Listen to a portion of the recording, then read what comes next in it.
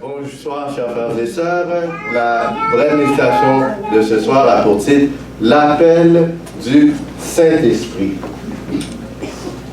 On va lire ensemble Actes chapitre 24, le verset 21 à 24.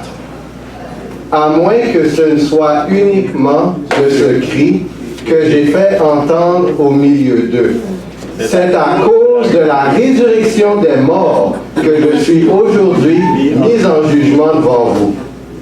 Félix, qui savait assez exactement ce qui concernait cette doctrine, les ajourna en disant « Quand le tribun Lysias sera venu, j'examinerai votre affaire. » Et il donna l'ordre au centenier de garder Paul, en lui laissant une certaine liberté et en n'empêchant aucun des siens de lui rendre des services. Quelques jours après, Félix vint avec Drusille, sa femme, qui était juive. Gardez ça en tête. Et il fit appeler Paul. Il l'entendit sur quoi? Sur la foi. La foi en Christ. Ici, on voit que Félix, qui est un gouverneur de l'Empire romain, il connaissait l'enseignement de la résurrection des morts. Donc, il n'était pas entièrement connaisseur, mais en même temps, il n'était pas entièrement ignorant. Il avait une certaine conception. Il avait donc une certaine connaissance de la vérité divine. Cependant, le gouverneur Félix pratiquait un mode de vie éloigné de Dieu. Spécifiquement, il était le second époux de Drusille et cette dernière était coupable d'adultère. Celle-ci était l'arrière-petite-fille de Hérode, le fameux Hérode qui avait coupé la tête de Jean-Baptiste. Elle avait laissé son premier mari, qui est le roi Azizus de Hermnessa, pour épouser Félix. Elle était âgée d'environ 22 ans quand elle avait rencontré Paul. Tout semble indiquer qu'elle non plus, elle ne vivait pas selon ses convictions religieuses. Parce qu'elle était comment? Qu'est-ce qu'elle était? On l'a lu dans le texte. Elle était juive. Mais quand on regarde sa vie, on n'a pas l'impression que c'est une femme qui suit ses convictions en tant que juive. Continuons. Malgré cela, tous les deux avaient un certain niveau d'intérêt pour Paul. C'est pour ça qu'ils ont fait un ajournement pour en savoir un petit peu plus. Ce fut donc une occasion en or pour eux d'en savoir plus sur la volonté de Dieu afin d'accepter Jésus comme sauveur personnel. Le Seigneur avait dirigé les événements pour leur donner une chance d'accepter le plan du salut dans leur vie. Il faut dire Amen pour ça. Amen. Actes chapitre 24, le verset 25. Lisons ensemble avec conviction. Mais comme Paul discourait sur la justice, sur la tempérance et sur le jugement à venir, Félix effrayé dit: pour le moment, retire-toi. Quand je trouverai l'occasion, je te rappellerai. D'où provient l'enseignement sur la justice, la tempérance et le jugement à venir? Qui dit ça? Jean chapitre 16, le verset 7. Lisons ensemble. Cependant, je vous le dis, la vérité, il vous est avantageux que je m'en aille. Car si je ne m'en vais pas, lisez avec moi, le consolateur ne viendra pas vers vous. Mais si je m'en vais, je vous l'enverrai. Jean chapitre 16, le verset 8. Et quand il sera venu, il convaincra le monde en ce qui concerne quoi? Le péché, la justice et le jugement. Donc ça vient de qui à date? Jésus. Pas exactement. C'est qui va convaincre? Le Saint-Esprit. Le Saint-Esprit, exact. Jean chapitre 16, le verset 13. Quand le consolateur sera venu, l'Esprit de vérité, il vous conduira dans toute la vérité. Car il ne parlera pas de lui-même, mais il dira tout ce qu'il aura entendu et vous annoncera les choses à venir. Amen. Amen. Galates, chapitre 5, le verset 22, dit ceci. Mais le fruit de l'esprit, c'est l'amour, la joie, la paix, la patience, la bonté, la bénignité, la fidélité, la douceur, la tempérance. Alors quand on fait le bilan, ça vient de qui? Ces éléments. Quand on parle du jugement, du péché et la tempérance, cet enseignement vient du Saint-Esprit. OK. L'œuvre du Saint-Esprit est de convaincre le monde en ce qui concerne le péché, la justice et le jugement. De plus, la tempérance est un fruit de l'Esprit. Ainsi, lorsque Paul discourait avec Félix et Drusille, c'est le Saint-Esprit qui parlait à travers lui. Est-ce que vous me suivez? Amen. Donc, si on rejette, qu'est-ce qui se passe? Le gouverneur avait une bonne connaissance de la doctrine de la résurrection des morts. C'est ce que le texte dit. Il était sans doute au courant de certains miracles des apôtres et de Jésus lui-même. Parce qu'il rencontrait Paul après sa conversion, donc les apôtres avaient le temps d'exercer un ministère pendant plusieurs années. Il avait certainement assez de lumière, de la vérité divine, pour prendre une décision ferme pour le Seigneur. Actes chapitre 24, le verset 25, on va le relire.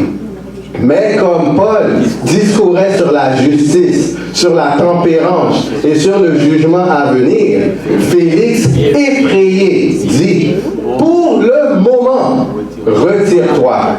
Quand j'en trouverai l'occasion, je te rappellerai. » Malheureusement, Félix a repoussé l'appel de Paul, du Saint-Esprit, exact. Et le Saint-Esprit cherchait à le sauver.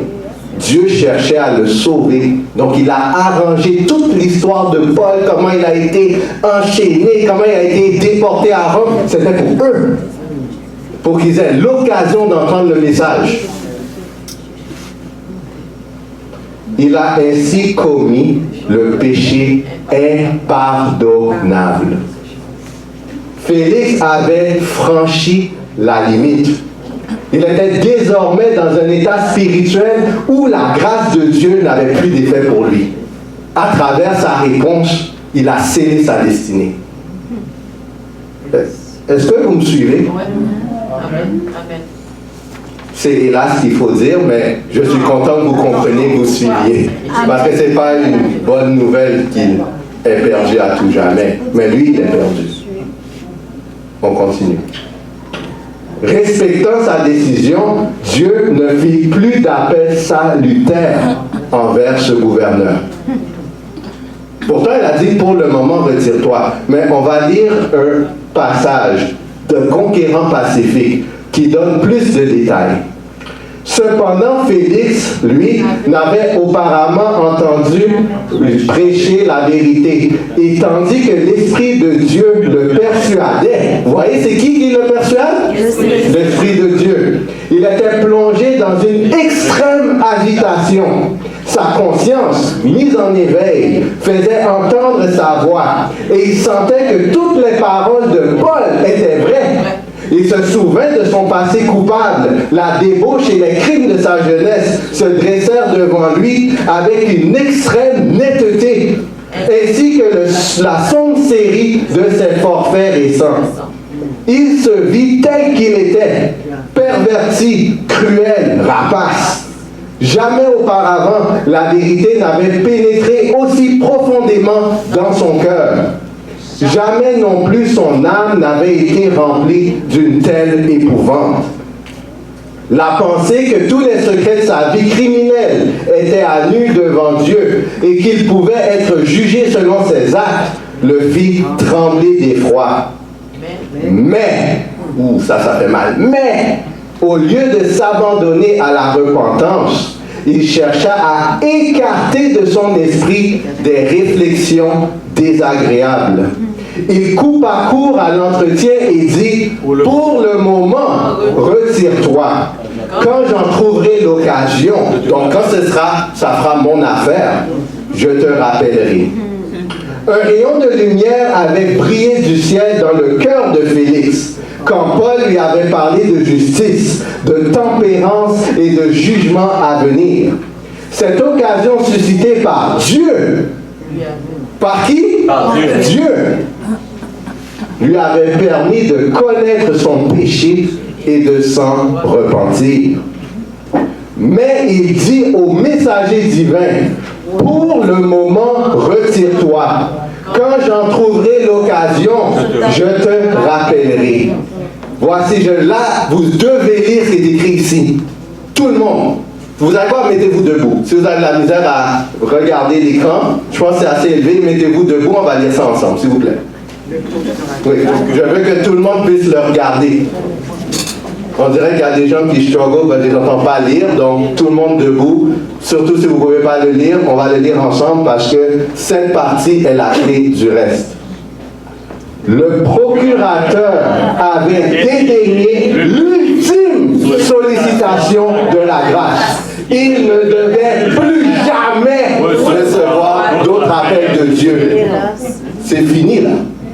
Il avait une chance que Dieu lui a donné, une chance suprême. Il a dit non, il ressuscitera après les 1000 ans.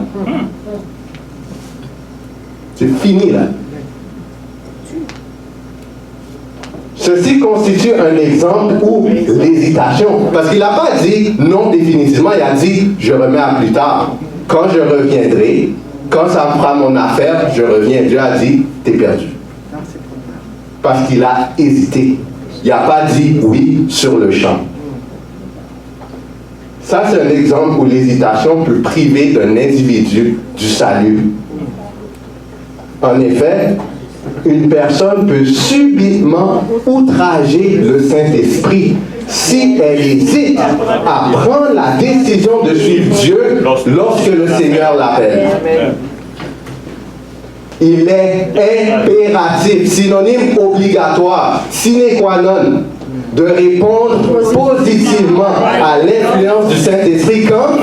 Sur le champ. Pas demain, pas dans 2 jours, pas dans un mois. Vous pouvez vous rasseoir.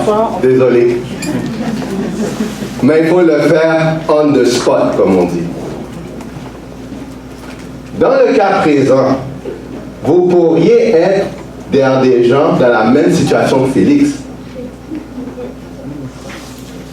Vous pourriez avoir une certaine connaissance de la Bible et savoir que vous ne vivez pas actuellement selon vos convictions religieuses.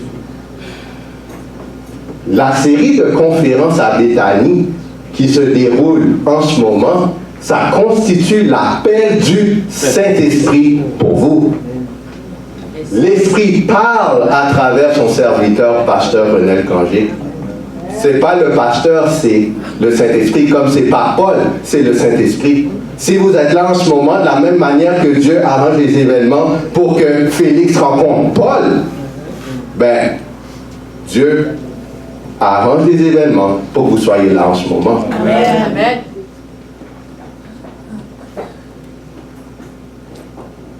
Ainsi, rejeter le message présenté peut être, je suis un être humain, je ne suis pas Dieu, je ne peux pas lire les cœurs, mais on a un exemple que ça peut être le rejet du Saint-Esprit. Cette série de conférences pourrait être la seule ou la dernière occasion pour vous d'accepter le salut en Christ. Peut-être c'est fini après. Et on a un exemple biblique qui le montre, parce que dans le cas de Félix, il n'y en a pas d'autre après lui. Ainsi, si vous avez une conviction en écoutant les messages qui sont présentés durant la série de conférences, agissez selon ces convictions. C'est pas pour rien qu'il répète ce genre de message de son côté, parce qu'il comprend ça, pasteur Renel Cangé, mais c'est le Saint-Esprit qui explique ça. n'hésitez pas à prendre une ferme décision pour le Seigneur. Dans le cas de Félix, pour avoir hésité, il subira le châtiment éternel au jour du jugement. Ces choses nous sont données à titre d'exemple afin que nous ne suivions pas le même modèle de désobéissance. Félix va brûler dans le feu qui est réservé pour Satan et ses anges. Dieu n'avait jamais prévu que Félix brûle. Ce n'était pas son plan. Quand Dieu a arrangé toutes les choses, c'était pour qu'il accepte. Mais il ne peut pas te forcer. Tu refuses, tu brûles. Il ne faut pas que l'histoire de Félix soit également la nôtre. Dieu nous donne ces exemples pour pas qu'on soit des Félix. Ne devenons pas des Félix.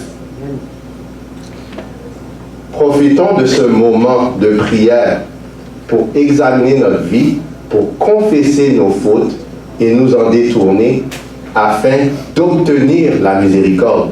Parce que la Bible dit, celui qui confesse ses fautes et les délaisse obtient miséricorde. Mais c'est un choix. À la fin de la journée, il y aura des messagers, il y en a toujours eu, il y a toujours des prophètes, il y a toujours des messagers de Dieu, mais à la fin on choisit. Ou bien on choisit la ferme conviction pour le Seigneur, on choisit l'agneau de Dieu, ou on choisit l'hésitation et on subit le châtiment du serpent. À la fin, c'est un choix. Faisons le bon choix pour la gloire de l'Éternel. Que le Seigneur vous bénisse.